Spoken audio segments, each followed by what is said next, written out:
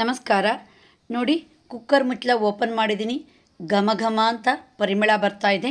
ಇದು ಈರುಳ್ಳಿ ಪಲಾವು. ಕಡಿಮೆ ಸಮಯದಲ್ಲಿ ಕಡಿಮೆ ಪದಾರ್ಥಗಳನ್ನು ಉಪಯೋಗಿಸಿ ಮಾಡುವಂತಹ ಪಲಾವು. ಈ ಪಲಾವಿನ ರೆಸಿಪಿನ ಹೇಳ್ತೀನಿ ವಿಡಿಯೋ ಮೂಲಕ. ಬನ್ನಿ ಈಗ ಪಲಾವ್ ಮಾಡೋಣ. ಒಂದು ಬೌಲು ಬಾಸುಮತಿ ಅಕ್ಕಿನ ನಾನು ತೊಳೆದು ಬಸಿ ಹಾಕಿಟ್ಕೊಂಡಿದ್ದೀನಿ.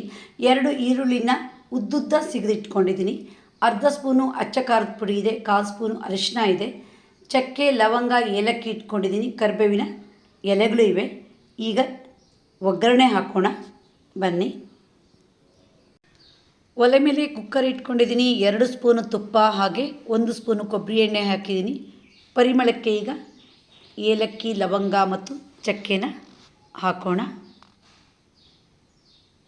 ಈಗ ಸಾಸಿವೆ ಕಾಳು ಹಾಕ್ತೀನಿ. ಅದ್ರ ಜೊತೆಗೆ ಜೀರಿಗೆ ಹಾಕ್ತೀನಿ. ಜೀರಿಗೆ ಪಲಾವಿಗೆ ತುಂಬ ರುಚಿ ಕೊಡುತ್ತೆ. ಸ್ವಲ್ಪ ಫ್ರೈ ಆಗಲಿ. ಈಗ ಹೆಚ್ಚಿಟ್ಕೊಂಡಿರೋ ಈರುಳ್ಳಿ ಹಾಕೋಣ. ಈರುಳ್ಳಿ ಸ್ವಲ್ಪ ಚೆನ್ನಾಗಿ ಬಾಡಬೇಕು. ಅದ್ರ ಜೊತೆ ಪರಿಮಳಕ್ಕೆ ಕರಿಬೇವಿನ ಎಲೆಗಳನ್ನು ಹಾಕೋಣ. ಈಗ ಖಾರಕ್ಕೆ ನಾನು ಅಚ್ಚ ಖಾರದ ಪುಡಿ ಹಾಕ್ತೀನಿ, ಹಾಗೆ ಅರಿಶಿನ ಹಾಕ್ತೀನಿ. ಸ್ವಲ್ಪ ಫ್ರೈ ಮಾಡೋಣ. ನಾನಿಲ್ಲಿ ಕಡಿಮೆ ಖಾರ ಹಾಕ್ತೀನಿ, ನೀವು ಬೇಕಾದ್ರೆ ನಿಮ್ಮ ರುಚಿಗೆ ತಕ್ಕಂತೆ ಹಾಕಿ.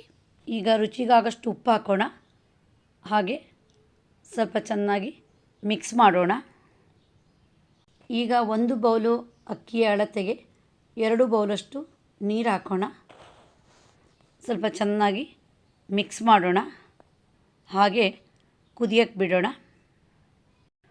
ನಾನು ಯಾವುದೇ ಪಲಾವ್ ಮಾಡೋದಾದರೂ 1 ಸ್ಪೂನಷ್ಟು ಸಿಹಿ ಮೊಸರನ್ನ ಸೇರಿಸ್ತೀನಿ. ಅದು ಅನ್ನ ತುಂಬ ಉದುರಾಗೋ ಹಾಗೆ ಮಾಡುತ್ತೆ. ಈಗ ಸಿಹಿ ಮೊಸರು ಹಾಕಿದ್ದೀನಿ. ಈಗ ಒಗ್ಗರಣೆಯಲ್ಲಿ ನೀರು ಕುದೀತಾ ಇದೆ. ತೊಳೆದು ಬಸಿ ಹಾಕಿ ಇಟ್ಕೊಂಡಿರೋ ಅಕ್ಕಿನ ಹಾಕೋಣ. ಒಂದು ಸರಿ ಮೊಗ್ಚೋಣ. 2 ನಿಮಿಷ ಹೀಗೆ ಓಪನ್ನಾಗಿ ಕುದಿಯೋಕ್ಕೆ ಬಿಡೋಣ. ಪರಿಮಳ ಮತ್ತು ರುಚಿಗೆ ಕೊತ್ತಂಬರಿ ಸೊಪ್ಪನ್ನ ಉದುರಿಸೋಣ.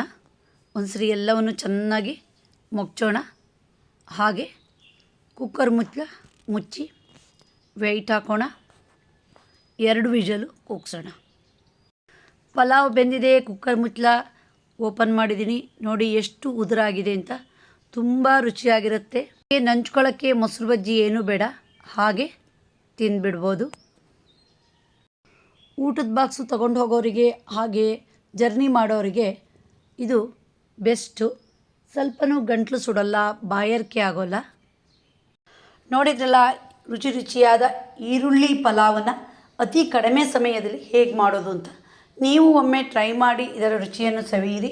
ನಿಮಗೆ ಈ ವಿಡಿಯೋ ಇಷ್ಟ ಆದರೆ ಲೈಕ್ ಮಾಡಿ, ಶೇರ್ ಮಾಡಿ, ಸಬ್ಸ್ಕ್ರೈಬ್ ಮಾಡಿ. ಧನ್ಯವಾದಗಳು.